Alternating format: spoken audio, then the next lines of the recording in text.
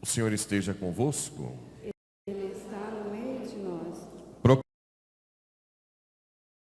Proclamação do Evangelho de Jesus Cristo segundo Lucas. Glória a vós, Senhor. Naquele tempo, havia também uma profetisa chamada Ana, filha de Fanuel, da tribo de Azer. Era de idade muito avançada, quando jovem tinha sido casada, e vivera 7 anos com o marido. Depois ficara viúva, e agora já estava com 84 anos. Não saía do templo dia e noite, servindo a Deus com jejuns e orações. Ana chegou nesse momento e pôs-se a louvar a Deus e a falar do menino, a todos os que esperavam a libertação de Jerusalém. Depois de cumprirem tudo, conforme a lei do Senhor, voltaram a Galiléia, para Nazaré, sua cidade. O menino crescia e tornava-se forte, cheio de sabedoria, e a graça de Deus estava com ele. Palavra da salvação. Glória a vós, Senhor. Muito bem, caríssimos irmãos e irmãs, rádio ouvintes que nos acompanham pelas redes. O Evangelho é uma profetisa, uma viúva, que ficou viúva jovem e decidiu não casar e viver no templo. Acabou que, pela sua persistência em estar no templo, viu o Salvador e louvou por ter conhecido o Filho de Deus que se encarnou. Quando você deixa a sua vida para Deus, você sempre tem a resposta, você nunca fica sem resposta. Deus sempre te responde. Parece que existe uma predileção de Deus pelas viúvas, porque São Paulo fala também que as viúvas era melhor não casar de novo. Parece que Deus quer que essas mulheres depois optem por ter um relacionamento mais íntimo com Ele. É bíblico, né? Está aqui, nessa profetisa, São Paulo falou isso. Então a gente vai captando que Deus, entre aspas, né, é carente também. Deus quer um coração que diga, não, a partir de agora eu sou teu, sou tua, nada mais, né? Mas para entender essa mística de dar a vida para Deus, tem a primeira leitura. O que o menino Jesus revelou? Antes da encarnação do Verbo, imagina, o povo era muito perdido. Como é o povo hoje sem Deus? Em que sentido? Não consegue distinguir os desejos do corpo, que são hoje desordenados pelo pecado. A concupiscência, o meu corpo tem desejos egoístas, hedonistas, de prazer, de honra. Até o de São Francisco de Assis. Não tem exceção. Então eu tenho que entender a dinâmica do meu corpo. E eu tenho uma alma espiritual que quer Deus. Mas quanto mais eu dou brecha para o corpo, mais as paixões obscurecem a inteligência que está na alma espiritual e a vontade. Isto está muito claro porque ele se encarnou e ele rachou, ele mostrou o seguinte. João fala do mundo e o espírito. Então o mundo não é o mundo criado que é bom. Tudo que é criado é bom. Mas o mundo do pecado, da concupiscência. Ou seja, como esse mundo está sob o domínio de Satanás, o meu corpo, que é matéria, tende ao mundo através da concupiscência. A minha alma, que é participativa, a minha inteligência participa da inteligência divina, quer que eu vá para o céu. Então, essa dualidade, entre aspas, assim, quem revelou foi Jesus. Olha só, vamos pegar aqui o que São Paulo fala, ao invés de mundo, fala de carne, sarcos, né? E ele de mundo. Vos escrevo, filhinhos, os vossos pecados foram perdoados. Então, aquela ruptura que tinha com Deus por causa do pecado, agora foi restabelecida. Ninguém entrou no céu antes de Jesus. Nem Elias, nem Moisés. Ninguém. Todo mundo aguardava no limbo, que só existia antes, não tem limbo hoje, a vinda de Cristo.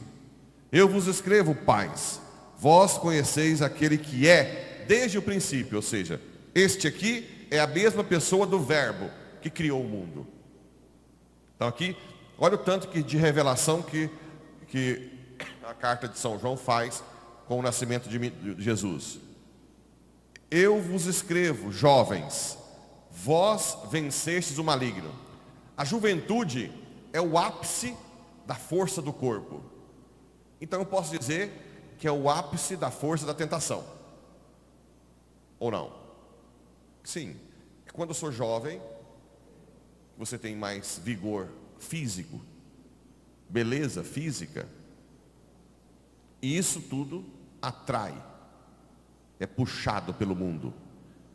Por isso que Eclesiastes fala, jovem, dê sua vida durante a juventude e Deus te honrará por toda a vida. Porque é o momento mais difícil. Um jovem dificilmente pensa que vai morrer. É difícil um jovem meditar a morte, como os santos meditam no final do dia. E inclusive, até hoje eu estimulo, no final do dia, medite sobre a morte. E se eu morresse hoje, o que seria de mim? Né? Os jovens dificilmente vão pensar isso. Os jovens têm uma esperança humana, mundana, grande. Ficar rico, casar com a fulana, com o ciclano, de ter o seu carro, de passear, de ter seus bens, de fazer uma faculdade. Então aqui, o maligno potencializa. Quando diz jovens, vencestes o maligno, que agora a encarnação, através dos sacramentos, me dá uma força capaz de vencer o maligno. Hoje em dia, por incrível que pareça, existem muitas vocações radicais de jovens. Os jovens não querem mais essas vocações rezaguadas. Hoje tem muitas meninas entrando no Carmelo, por exemplo. Algumas congregações religiosas não têm vocação há décadas. O Carmelo não fica sem vocação. Incrível. O Carmelo é uma clausura para sempre. Não é assim? O Carmelo aí vira e mexe, está cheio de vocacionadas. Então existe uma radicalidade que se busca. Já vos escrevi, filhinhos, vós conheceis o Pai. Agora o Pai se revela no Filho. Filipe, eu estive convosco e queres conhecer o Pai? Como assim? Já vos escrevi, jovens, de novo. Vós sois fortes. A palavra de Deus permanece em vós. Aqui parece que quanto mais a tentação para o maligno, para o mundo, mais a graça te dá força. Vós sois fortes, jovens, e vencestes o maligno. De novo. Não ameis o mundo, nem o que há no mundo. Aristóteles já dizia, o que te move é o que mais você ama, o que te faz mover. Certo? Se você ama mais o mundo, dificilmente você colocará as coisas de Deus em primeiro lugar. Principalmente nesses dias de preceito, que vira feriado. Natal, Ano Novo, Santa Mãe de Deus, Páscoa, Semana Santa, domingo, o dia do Senhor. Sempre você vai dizer, o que eu amo mais? O mundo ou Cristo? Ele fez essa divisão. Onde está o teu tesouro? O cara que trabalha dia e noite, o tesouro está no trabalho ou no dinheiro. E ele não tem tempo. Esse final de semana alguém veio aí e almoçou comigo e disse que ele trabalha na roça, na fazenda, e que o irmão dele deixou a empresa que trabalhava e foi para a fazenda para juntar, para trabalhar, e começou a injetar dinheiro. E como começou a injetar dinheiro, ele viu que começou a dar muita renda. E quando começou a dar muita renda, passado um tempo, ele descobriu que ele não conseguia mais fácil ir na missa durante a semana, que ele ia sair da roça, 55 quilômetros. O tempo dele começou a virar um redemoinho. Aí ele falou para o irmão: opa, espera aí, eu não quero colocar isso acima de Deus. O meu tempo da igreja, o meu tempo da oração. E ele disse que isso foi acontecendo sem ele notar. Sem ele notar. Você pode ver que uma pessoa que vai crescendo financeiramente, que tem muitas lojas, o celular não para, né? É o tempo inteiro. Eu tenho que sair, tenho que resolver. Não, vamos na missa de manhã. Não, eu tenho que ir lá em sei lá onde. Não, agora estou com um problema aqui. Não, o peão saiu da fazenda. E o mundo vai te engolindo. E o mundo vai te engolindo. E você, sem ver, está todo amarrado em algo que a única perspectiva que vai te dar. O que é a perspectiva que o seu mundo vai te dar? Quando eu digo mundo, gente, estou falando até fazenda de 2.000 alqueires de soja, tá bom? O que ela vai te dar? O que a terra da soja vai te dar? Vermes, podridão. Você vai ser comido pela terra. A única perspectiva que o mundo te dá é a morte, que pode ser eterna, se você não lutar contra o mundo e priorizar as coisas de Deus. Isso que tem que estar na cabeça. Hoje é o João Batista que tenta, né?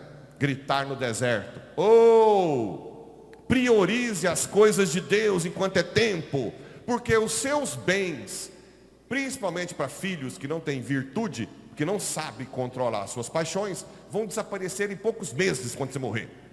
E o seu corpo, que vai ser putrefado, a sua alma vai ser julgada por tudo que você colocou de prioridade nele. Ele rompeu.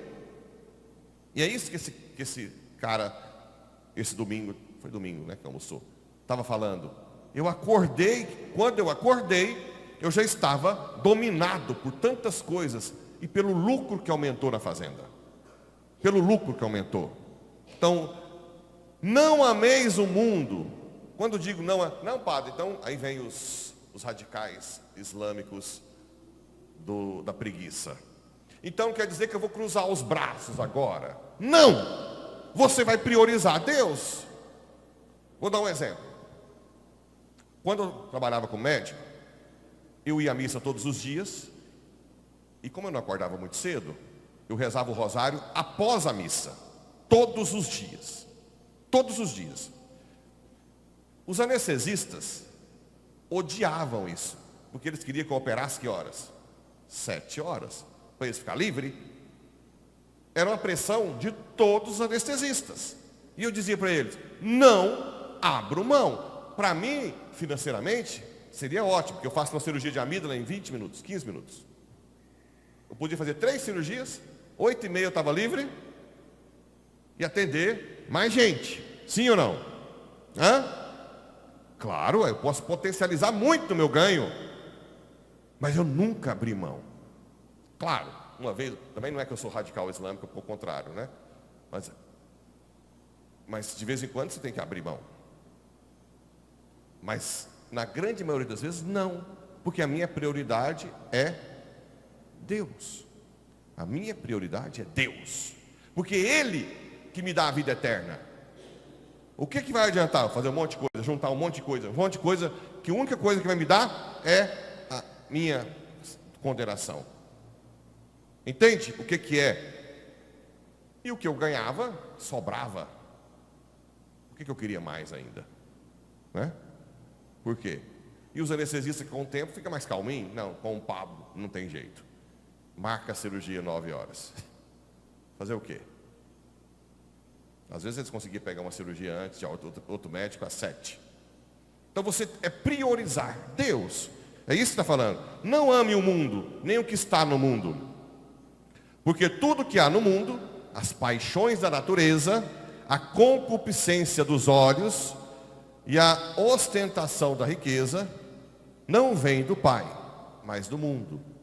Não vem do Pai. Paixões, os desejos do corpo, honra, poder, dinheiro, prazer, comida, concupiscência dos olhos, aquilo que você quer, eu quero isso para mim, do mundo, né? E a ostentação da riqueza, tudo não vem de Deus, não vem do Pai, mas vem do mundo. Se você busca mais essas coisas, você está decidindo que a sua vida é do mundo e não de Deus. Relembro aqui São Francisco Borja, que era herdeiro do ducado da Espanha e que ele se converteu ao ver a imperatriz Isabel, acho que era Isabel mesmo, Leopoldina, de Portugal, que era uma das mais belas da Europa, e ele foi encarregado de levar o corpo dela de um lugar para outro. E quando ele chegou no lugar e abriu o caixão e ela estava putrefando, feia, toda, ele ficou sem dormir dias, dizendo: onde está? Onde que eu estou colocando a minha vida? Se o meu fim é aquele. Eu quero trabalhar para um fim que não tenha, que tenha vida eterna. Foi quando ele abdicou do ducado de Espanha e virou jesuíta, depois até superior de jesuíta, e hoje é santo, São Francisco Borja. Depois vocês pegam a história dele. Porque ele viu que aquele mundo que ele escolheu acaba na putrefação. Não tem perspectiva nenhuma. Não, mas eu tenho, pá. Eu sou o dono da Apple. Steve Jobs, mesmo assim, teve que encarar a morte. Não tem jeito. O que o Steve Jobs é hoje? O que ele viveu para Deus, não o que ele viveu pela Apple. É o que ele fez de bem, de legado, o que ele escolheu de Deus. Entende? Schumacher. Nós temos que meditar isso. É isso que esse menino Jesus está dizendo. Não invista em coisas que depois te levam simplesmente ao túmulo. E olha lá, depois, que são essas três coisas. Ora, o mundo passa, olha só, está escrito aqui. O mundo passa, e também sua concupiscência. Mas aquele que faz a vontade de Deus permanece para sempre. Aquele que faz a vontade de Deus permanece para sempre. Pedro, queres ir embora também? Aonde eu irei, Senhor? Só tu tens palavras de vida eterna. Não tem para onde correr. Só aqui tem a vida eterna. Não troquem aqui por nada do mundo. Pelo amor de Deus.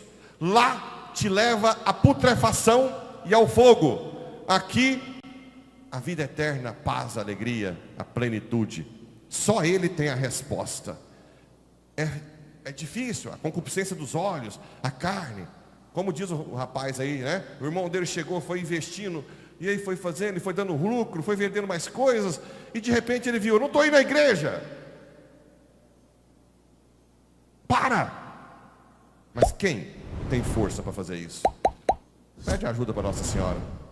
Pede para ela, para você priorizar aquilo que vai te dar a vida eterna. Assim seja.